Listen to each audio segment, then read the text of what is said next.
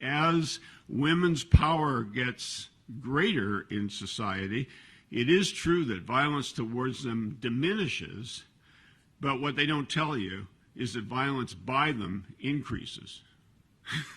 So, in other words, it doesn't make a lot of sense to talk about gender as a main effect on domestic violence. It makes more sense to talk about gender times power as an interaction effect on incidents of domestic violence. So if women have relative equality of power, then they are as violent or more violent as men are.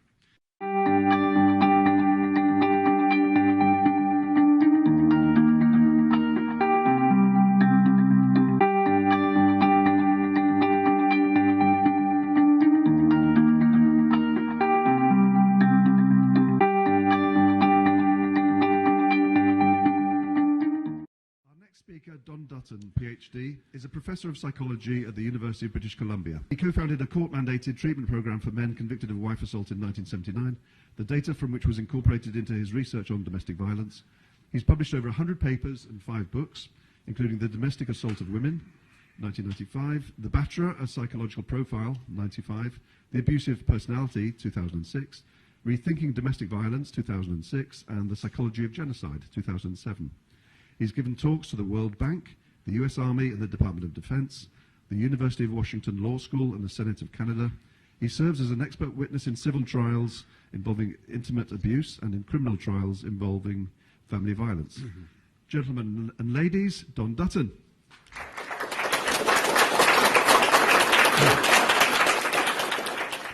Thank you. So the main point today is going to be to compare what I would call the existing meme about domestic violence with what the actual data say about domestic violence. And it may not be that surprising to this group, but it's surprising to a lot of groups. So I, by the way, just Googled an image of domestic violence, and this is the one I got. A woman cowering at a baseboard and a guy standing there with a strap in his hand. And so this is the way people think about domestic violence, that it's male perpetrated by a sadistic male against a totally vulnerable woman who's helpless and who doesn't fight back and who cowers. And so my question is, for 100,000 couples, how frequently do you think this particular event might occur? And we'll look at some of the data and what they have to say about that. This is something called the gender paradigm, developed largely by Marxist sociologists in the 1970s, written up in Catherine McKinnon's book, Towards a Feminist Theory of State. It argues that all domestic violence is male perpetrated to defend a patriarchy, and so it's instrumental violence. And through this kind of analysis, all men are functionally equivalent. They're all ones in this binary system, and all women are functionally equivalent and nonviolent. They're all zeros in this particular system. I, of course, spent a lot of time developing a psychology of abusiveness that applies to either gender, even though it was initially developed on men. So here's the image, and there is the gender paradigm. And so this is really instrumental violence. It's done specifically to preserve a power dynamic, power relationship, patriarchy, and it's primarily male perpetrated. Now, I understand it's going to be really hard for you to see. This is a cross-cultural analysis that John Archer, who's a psychologist in England, did several years ago, looking at women's gender empowerment country by country and comparing that to distributions of violence perpetrated by men against women and perpetrated by women against men. Hey you! Yes, you! Watching this video. Did you miss out on going to the International Conference on Men's Issues?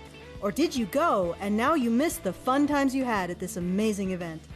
Experience the magic of ICMI 2019 again, or for the very first time, with Honey Badger Radio's ICMI disc set. The disc set brings ICMI presentations together in one convenient package, as well as disc set exclusive Badger bonus content. Enjoy behind-the-scenes Badger interviews with free speech and men's issues luminaries, like Sargon, Janice Fiamengo, and Count Dankula, as well as a never-before-seen Badger cartoon. Also available is sparkling ICMI merch, such as our professionally designed program book, sticker sets, badges, and more. Go to feedthebadger.com and claim a piece of men's rights history for yourself. And let me just give you one quick statistic here. We're going to be talking about something called a D prime. A D prime is the average distance between these two distributions. So if we plotted male violence from not happening at all right up to happening frequently, we would have a distribution of male violence. If we then plotted female violence the same way, we'd have a distribution of female violence. There's a certain amount of overlap. That is, that some men commit violence, some women commit violence. As these two distributions become further and further apart, D prime gets larger. So a D prime of 1, just to give you an example with a distribution you're probably familiar with, intelligence. We all know that IQ scores have a mean of about 100, standard deviation of about 16. And so if I gave you a super drug that was going to increase your intelligence and then evaluated this drug, and we looked at a group of 100 of you who didn't have the drug and compared you to a group that did have the drug, and we found the group that had the drug was 16 points higher, in other words, 1 standard deviation higher, that would be a D prime of 1. Okay, so it's separating these two distributions, and this is something called effect size, and it supplanted significance because you can have a significant difference and it's still trivial if you have a large enough sample. So we're looking at effect sizes here, and basically what these data say is that if you take countries where the status of women is very low, and the lowest one up here is Papua New Guinea, okay, so it's, where they still have nevertheless given out instruments that measure domestic violence. And you sort of work down the scale till you get to societies where there's relative equality. And at the bottom we see US, Canada, Finland, New Zealand, 4 countries where there's relative equality between men and women. So the gender empowerment of women is higher in those countries.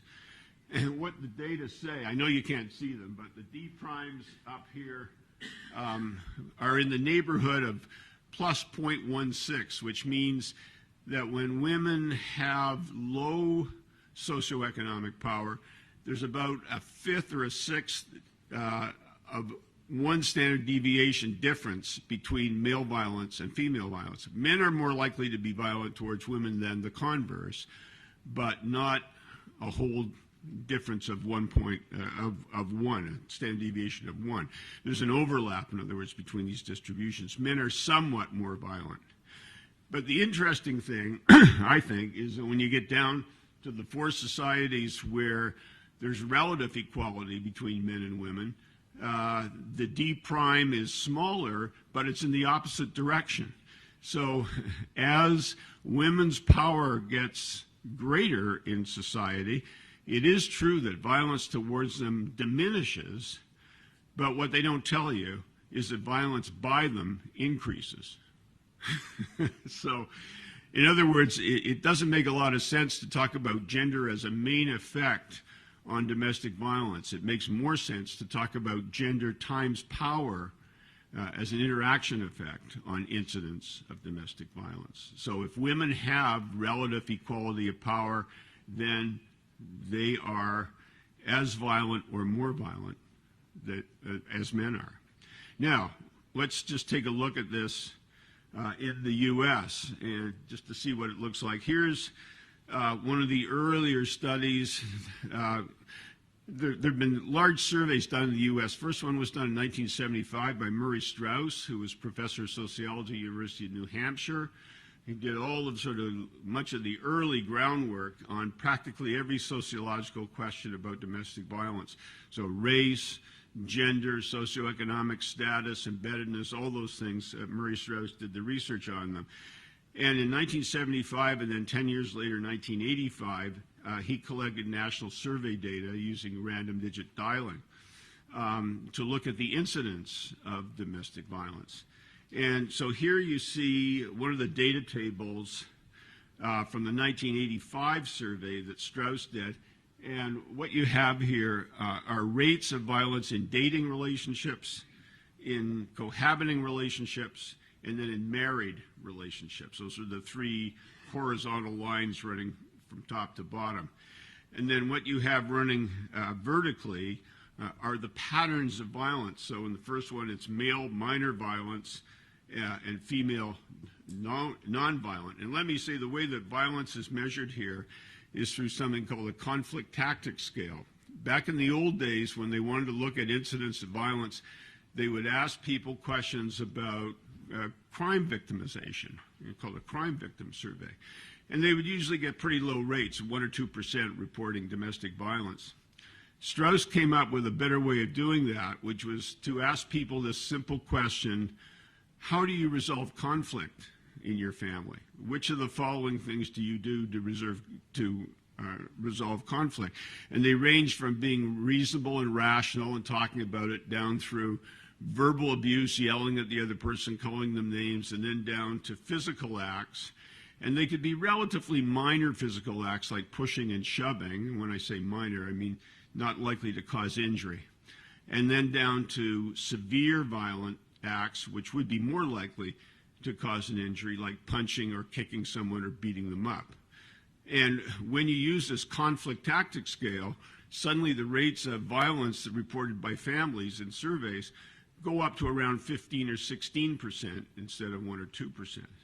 So you'd think that activists, who were mainly feminists in those days, would be happy with the conflict tactics scale, but they weren't. And the reason they weren't happy is the other thing that was discovered with the conflict tactics scale was that women were just as violent as men were. Okay, and so Strauss got all kinds of political heat over reporting data on women's violence, including when he got a research medal at the American Sociological Association. Front 2 rows of people got up and walked out in protest of a social scientist doing his job. Okay, just so you know. Now, so what this data set shows you is there's all kinds of different patterns of violence that go on in families between male violence and female violence. At least 8 different patterns here if you look at non-violent, minor violent, or severe violent. And I know you can't see it, so I'll have to tell you that in the middle, there's one row that's called male severe, female none. So this is the sort of stereotypic wife beating pattern, right? Guy beating up this non-violent woman.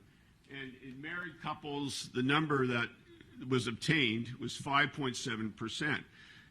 That means of everybody who reported domestic violence, 5.7% reported that form of domestic violence, that wife-beating pattern. If you look right next to it, male nonviolent, female using severe violence, 9.6%. Not quite double. Okay. So as you two things that come out of this. One is there's a whole bunch of different patterns of domestic violence. It's not just this one-size-fits-all stereotypic pattern that we're all familiar with, but in fact there's a variety, and female violence is pretty clearly as frequent or more frequent as is male violence in this pattern. Now, this is a 1985 U.S. national data. Here we have 5 large sample surveys done in the United States, starting in 1985 and running up to 2007, the last one done by the Center for Disease Control in Atlanta, done by 5 different groups with 5 different objectives who all happened to ask questions about domestic violence using a conflict tactics scale as part of the measure. And so if you go down that left-hand column, and then, so these are, for example, the 1985 National Family Violence Survey, then the National Longitudinal Study on Adolescent Health, that was the one that Center for Disease Control did, a National Comorbidity Study, a National Survey of Couples, and a National Youth Survey. So they're all national surveys done by 5 different organizations, but all tapping into domestic violence. So the left-hand column tells us the percentage of intimate partner violence reported in the survey. And there is one demographic that's relatively predictive of violence rates, and that one demographic is not race and it's not gender, it's age. Younger people are more violent than older people, okay? And so the rates up here run from 13% in the National Survey of Couples to 35% amongst cohabiting couples in the 1985 survey. That's the percentage of everyone who's asked who says, yes, on a conflict tactic scale, we did some of these things that would qualify as domestic violence, pushed or shoved somebody. The one other point I'll make is that with these kind of surveys, when you get the data back, for everyone who says, yes, we did one of these acts that is domestically violent, 2/3 of them are the less serious acts. They're the push and shoving acts. Only 1/3 of them are the acts that might create injuries, okay, the more severe violent acts. So anywhere from 15 to 35% roughly of people surveyed report violence. But then again, we have to look at the patterns of violence. So the next 3 columns here talk about whether the male is using the predominantly more aggressive form of violence, the female is using the predominantly more aggressive form of violence, more severe on the conflict tactic scale, or whether it's bilateral. In other words, they're using equivalent levels of violence. When you look at these 5 surveys, the total sample of about 25,000 people, all random digit dialing surveys, so they're relatively representative, and they've oversampled ethnic groups to make sure they're included in this. What you find is that half of all reported domestic violence is bilateral, matched for level of severity. Half. 35% is female dominant, female more aggressive violence. The female used a more aggressive form of violence than the male did. 15% of all reported domestic violence is the male using the more severe form of domestic violence. That includes, however, 10% of that 15%, or sorry, 2/3 of the 15%, he pushed and shoved her and she didn't do anything. So he used a more aggressive form, but it was still not a severe form of violence. So that means only 5% of all reported domestic violence is a kind of stereotypic domestic violence where the woman might be injured by male actions. 5%. And totally different from the stereotype or the meme that we have of domestic violence created by the gender paradigm. Okay, John Archer did another study in 2000 where he did a meta-analytic study where you combine the results of a number of studies, you take sample size into consideration, and he looked at all studies that had data both on male perpetrated and female perpetrated violence and reported them separately, and calculated this D prime statistic again. So we're here we now have 426 studies that he started with, a sample size in excess of 65,000 people. And what he found was this, that if you look at incidents of domestic violence, you get a negative D prime, which means this way females are more likely to be physically violent than males are, but not much. It's only 0.05. They're slightly more likely to be violent than males are. Females are somewhat more likely to be injured, 0.15, 1/6 of a standard deviation difference. Not the only person who's injured is the woman. Men are never injured, but there's quite a bit of overlap in injury. Men get hurt as well as women do. And this, again, based on 65,000 people. And then finally, medical treatment, a D prime of 0.08. Women slightly more likely than men to seek medical treatment as a result of injuries sustained in domestic violence. If that wasn't enough, in 2012, Sarah Desmarais did another meta-analytic study, 249 studies at this particular point, sample sizes ranging from 42 up to an N of 135,000 in large sample surveys. This was done as, there's a journal called Partner Abuse, and this was their Partner Abuse State of Knowledge project. And so with this combined study, she found this, a little hard to see, but the black bars here are victimization. The black bars are for the male, the gray bars are for the female, the white bars are overall rates. And so generally, and over here on the left-hand side are large population surveys, and they basically say males victimize more than females across 249 combined studies with a huge sample size. In other words, it's really, by social science standards, it's just undeniable that males are more likely the victims of domestic violence. 249 studies find the same thing. And large sample surveys being the key here. And if we look at perpetration, of course it comes out the same way. Here the dark bars are female rates, and you see they're higher and higher here in the large population surveys than are the male rates. If you summarize all these things, this is what you find. Male victimization rates across surveys 18%, female victimization rates 13%, and the males here are reporting male rates, and females are reporting their own rates. Perpetration rates 18% for males, 23% for females. Two things stand out here. One is people are more likely to report perpetration than victimization. Perpetration rates are strangely higher than the victimization rates, so there's still a certain amount of shame attached to being a victim of domestic violence for either gender.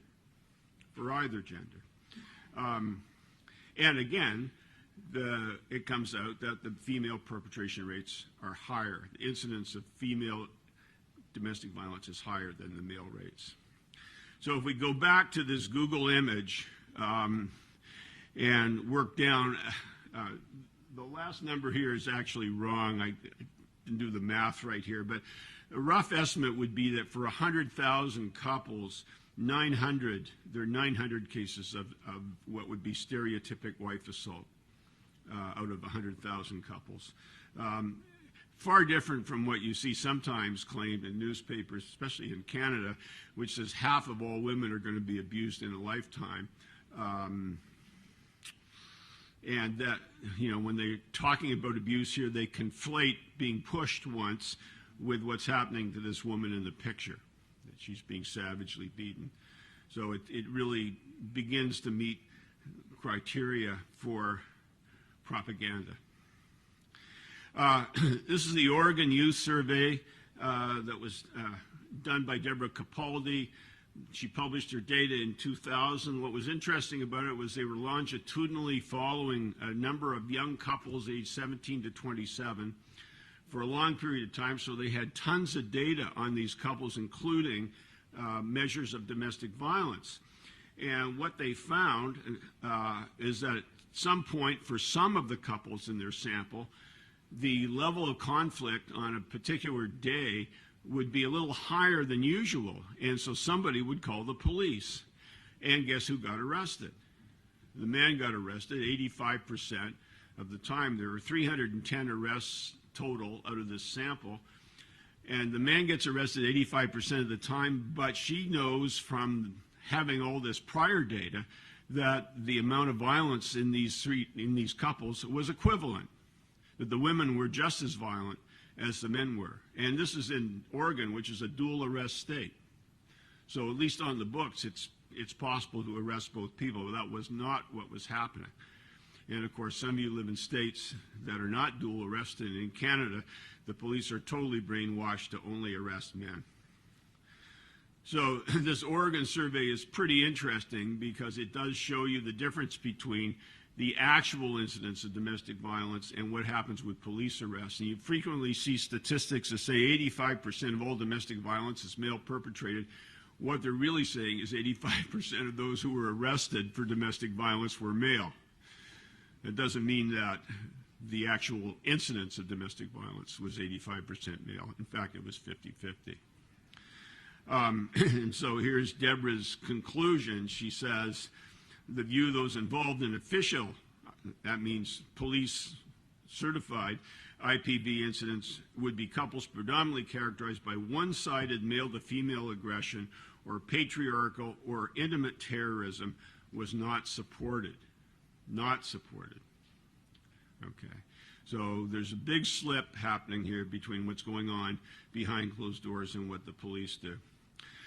Then we get to court-mandated treatment. And of course, on the Violence Against Women Act, it was stipulated that the Duluth model be used as court-mandated treatment. I don't know if you are familiar with the Duluth model. It is a therapy model that's not therapeutic, written by a person who wasn't a therapist, knew nothing about therapy, for people who, in some cases, were therapists. And so I spent 5 years of my life flying all over the U.S. trying to talk sense into administrators to say, loosen up on the Duluth model. And I was there at the behest of local psychologists who were saying, talk sense to these people.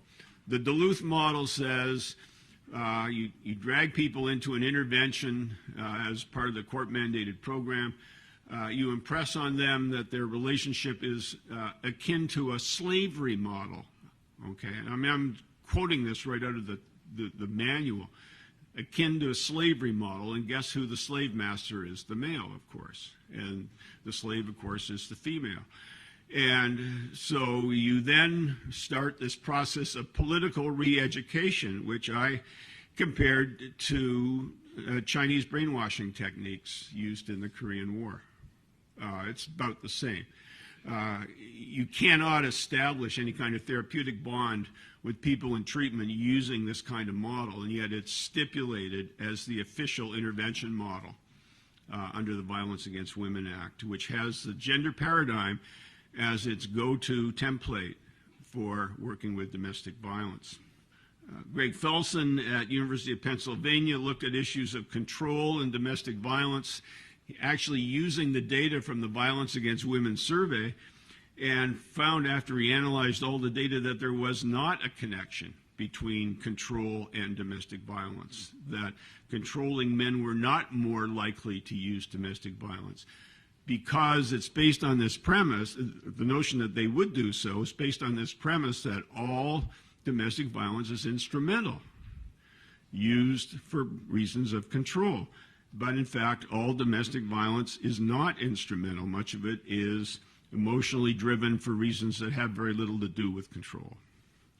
Okay, so Ken Corvo and I wrote a rebuttal to this stuff back in 2006, and where we criticized the American Psychological Association, at that point, National Association of Social Workers.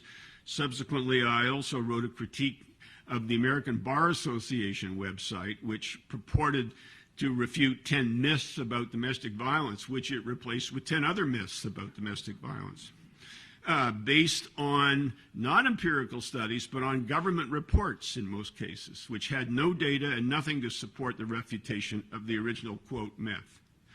So professional associations have really fallen on their face around these issues. They are not evidence-based. I see I only got 3 minutes here, so I'll quickly summarize this. In Washington State, they had a group assess the effects on recidivism of various treatment models, and they found a half dozen or so Duluth models and a half dozen models that were not Duluth but were based on cognitive behavioral treatment methods and other things built in as well. And everything to the left of the line there, it's a little hard to see, I understand, reduces recidivism. It does what it's supposed to do in court-mandated people. And everything to the right actually winds up increasing recidivism. And with the Duluth model, half of them increased recidivism, half of them diminished recidivism. The net effect was 0. But with the cognitive behavioral models, they line up on the right side. They're obviously more effective. The problem, of course, is you're dealing here with a court-mandated system that says we have to have a perpetrator and a victim. And we know that half of all domestic violence is bilateral, and so maybe half of those perpetrators were also victims of domestic violence. And so when guys come into treatment, they say, well, you know, my wife should be in here too. Maybe he's got a point. Here's the conclusion of the Washington model. On average, programs using Duluth-like models had no effect on recidivism. So this approach cannot be considered evidence-based, research-based, or promising. They should have been dispensed with a long time ago. It's absolutely astounding that these things be used. I mean, they're just a political template. Bang, right on. Okay. All right.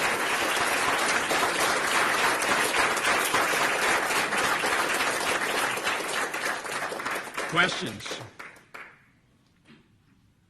Thank you, Don. Yeah. It always boggles my mind that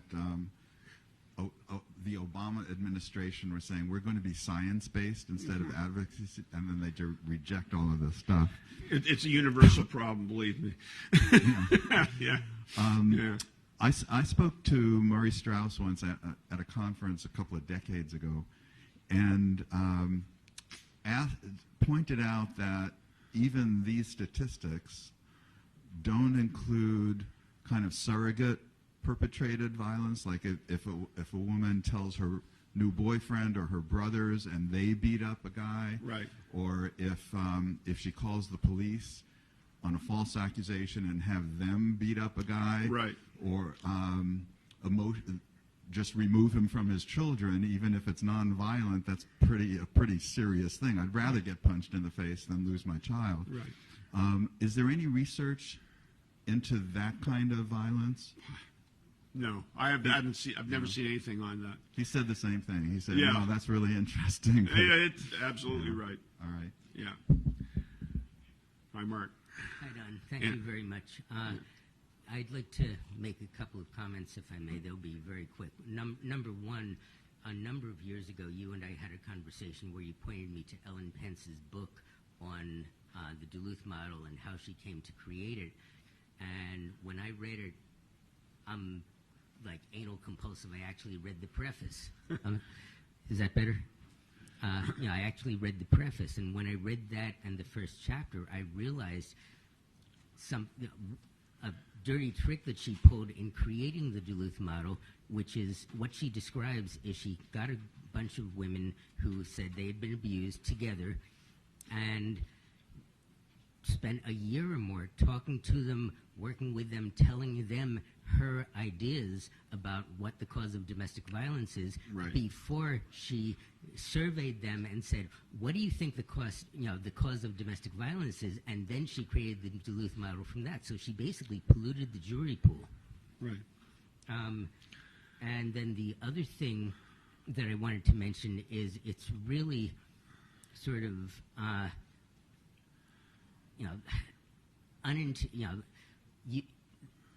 the law of unintended consequences. You can have the best intentions in the world. Murray Strauss, when he created the conflict tactics scale, his goal was to list all possible ways that people might resolve differences. And then, a certain set of possible interactions became sort of the standard things that got used in the instruments, in the questionnaires that they administered. Yeah. And then the politicos came along and said, oh, here's a good list of categories. Everything other than sitting down and talking rationally counts as violence, no matter how trivial.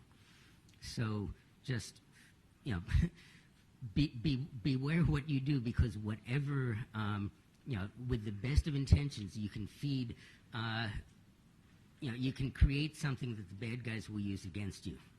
Yeah, Statistics Canada in the last national survey, since it decided that the actual evidence on physical violence wasn't really supporting the feminist position, decided to throw in unwanted sexuality as a form of physical abuse, even though it's pretty fuzzy what it meant exactly.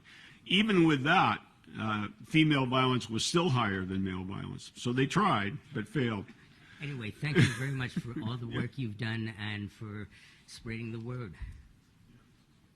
Thanks. Yeah. Time is limited, so I wonder if I could just ask questioners to try and limit themselves to 30 seconds. I can do less. Are you aware of any efforts to stop or prevent Duluth model counseling from going on an ethical basis? That is to say, the counselor / psychologist has an ethical duty to the recipient as opposed to the Right. state, and whether or not anybody's able to successfully attack that. Right. Thank you.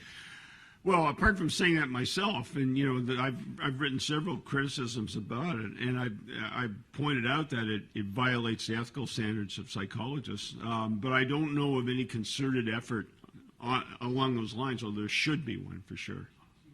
Okay. Yeah. I read a publication that I believe was from Stats Canada just 2 or 3 years ago to the effect that when people suffered an incident of domestic violence, only 27% of them access the system. That, from my point of view, that looks a lot like voting against the current system. And it also suggests that a large percentage of people, by opting out, can't get the services that they need to correct their behavior. Comment? Yeah, those things are true. It's also actually still true, believe it or not, that a lot of people don't think of domestic violence as a criminal act. So they don't think to call the police. I mean, we still assume that it's automatic. But when you go from looking at surveys that use the crime filter to surveys that don't use the crime filter, domestic violence rates shoot up by 15 times, from 1% to 15%. Yeah. Yeah. Hi there. In Scotland, in January, they introduced a new law that makes controlling behavior and coercive control domestic violence and criminal as well. And the thing is, I don't necessarily think that's a bad idea. But they obviously immediately say, and we all know that 90% of coercive control is perpetrated by men. Now, the police commissioner who's working on this bill, he made very, very sure to keep it gender neutral. But now it's being taught to the police by an organization that used a gendered approach that the government uses, and the government says domestic violence is a crime perpetrated by a man against a woman. Yeah. It's that clear. Yeah, no, I understand. Well, it was the same where I live. It's same issue. The police are told to apply a gender lens to domestic violence intervention. Yeah, yeah. Oh, thank you. To all people unite. I'm just wondering, you said that in terms of hospital visits, women are more likely to be in the hospital, but it's not a major difference. So the criticism I've heard of this research is that the most severe cases are women. So do we know in terms of the very severe hospital rates if there's a difference between men and women? You know, here's the thing with severity. It probably is true that most severe cases are women, but you have to understand that as you're dealing with more severe rates, the numbers are plummeting. They're going way, way, way down. I mean, the more severe it is, the less likely it is, the more rare it is, the more likely the perpetrator is personality disordered, and the explanation for the violence is psychological, not sociological, not having anything to do with patriarchy. So, and also, you know, there have been 2 major studies done in Canada on hospitals looking at the role of domestic violence and the number of women who were there, and they both got file drawer problem. They both got ditched in the file drawer because the numbers weren't as high as what people expected. I can only find 1 study ever done on men admitted to hospitals, and that was done in Pennsylvania, and it was a fairly high number of men who wound up in a hospital emergency ward because of domestic violence issues, and the researchers said we had to shut the study down at midnight because our researchers had to go home, and we thought the bigger numbers might come in after midnight.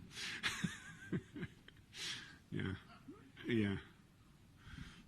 The Duluth model seems to mandate treatment for men who sometimes may be victims and deny therapy to women who sometimes may be perpetrators. and I wonder what the consequence of that may be for keeping families together and making them healthier. Well, it's not good. I mean, obviously, I think given what the data say, I mean, if we had a national program for domestic violence, it would operate at a couples level as well as dealing with individuals. If 50% of the violence is bilateral, don't you want to deal with something at a couples level or a family level, and to teach people how to resolve conflict as couples rather than taking this gender separation thing that we do right now? I mean, there are a couple of people in the U.S. doing that. Sandra Stith is doing it. Dan O'Leary of Stony Brook is doing it. So it's being done in small pockets by individuals, but it's nothing close to a national strategy, and I think it should be a major part of a national strategy. Do you think it's a reasonable assertion that the state is using the Duluth model to break up families? I don't want to go all paranoid, but because I lean that way anyway. Yeah, yeah. Okay. I was wondering if you have any thoughts on the corporate or semi-corporate incarceration model and its symbiotic relationships with the courts contributing to the disparity and the rest? Can you tell me a little bit more about that? Well, for instance, we have more male prisons, and we have to fill them. I know in the small towns I come from, if you're much more likely to be convicted of a crime if they have a bed to fill. Oh. Well, I mean, there's a general issue, isn't there, with privatization of victims, and you got to do business to fill them up. Yeah, I mean, we could probably do a whole day on that. There's all kinds of issues around that. I have a problem with it, yes. Mm-hmm. Hello. I would say for the average lay person that doesn't identify as a feminist or isn't involved in men's issues, they would say that domestic violence is male-perpetrated female victims. What are some reasons you've seen your research blocked, or why do you think that people are so quick to dismiss your evidence against the Duluth model? Well, I think, because a paradigm came in unopposed when the Marxist feminist model came in, starting in the 70s. The right wing was in favor of it because it was family values. The left wing was in favor of it because it was women's rights. So there was no opposition. So it was perfect timing. And then you get to the point where everybody's in favor of it. The American Psychological Association, politicians, the courts, the American Bar Association. It's pretty hard to oppose a point of view that's that embedded. And it's really sort of cross-pollinated and cross-supported now, and it's very data-resistant. Thank you. Mm-hmm. Yeah. All right, so you're talking smack here about my home state of Minnesota, which also happens to be where Kate Millett was from. Yeah. Kate Millett is the woman who put the Marxism into the women's movement. Yeah. She came up with the patriarchy theory, which exploits a known bias in human beings. Right. Known bias Yeah. discovered by Goodman in 2004. Men don't have automatic in-group bias, women do. So the patriarchy theory exploits a parity assumption in that if we can make everybody agree that men and women are the same, right? So for anybody who doesn't know about that, women, whether they like women or not, they liken themselves as a group. Men look at each other and they're like, give me some reason to not hit you in the head with a brick. Oh, you like the Vikings. Hooray! I love this guy, right? But I hate the Green Bay Packers, right? So women have this thing. Men don't have it, but if you can tell women that, young women, that men and women are alike, it'll look like a patriarchy. Right. It'll look like that. And so it's very sticky, and that's why it's fact resistant. My question is, have you heard of the work of Dr. Tanya Reynolds at the Kinsey Institute studying bias as men as stereotypical perpetrators of harm? No, but as a social psychologist, I think all groups have in-group bias. And weren't we Except trained? us. Weren't we trained to go out as hunting groups together? Right. Didn't we have to cooperate? Mm-hmm. So what happened to that? Well, but we don't have it specifically because we're men. We have to find some other secondary reason that we're alike. Women, by contrast, are automatically, even if they don't like women, they say, You have mammaries and menses. I have mammaries and menses. You got a rig there. I mean, men are not the problem. Pants are the problem.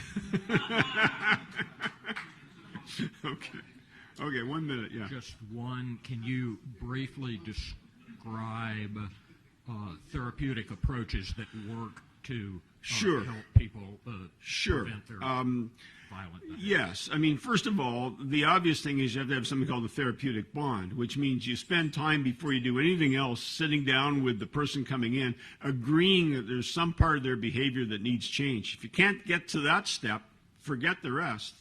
Nothing's going to work.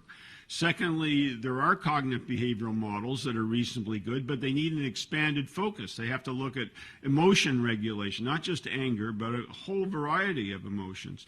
They have to look at attachment issues, a very important issue in domestic violence for both men and women.